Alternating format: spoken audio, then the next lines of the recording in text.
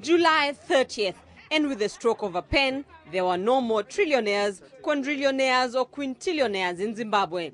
This followed the slashing of 10 zeros from the Zimbabwean currency by the central bank. The redenomination of the currency meant that $1 trillion turned into just $100, $100 billion into $10, and $10 billion into just $1. The move was aimed at curbing hyperinflation, but it appears it has had no effect on the economic disaster in the once prosperous Southern African country. The rate of inflation continues to skyrocket. The Central Statistics Office in Harare puts the inflation rate at 11.2 million%, the highest in the world. Experts believe it could be much higher.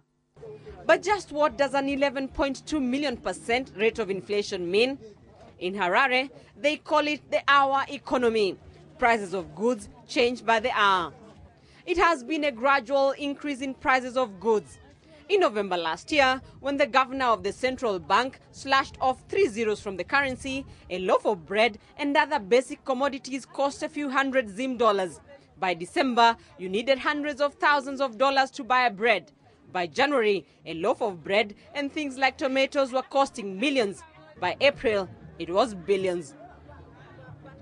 The old currency will still be in use until the 31st of December.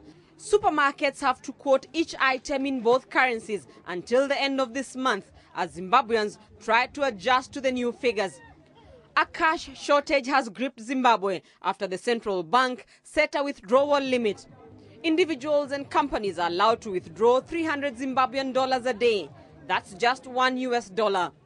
For now, Zimbabweans are welcoming the convenience that comes with dealing with smaller notes and figures as they peg their hopes for economic recovery on talks between the ruling ZANU-PF and the opposition movement for democratic change.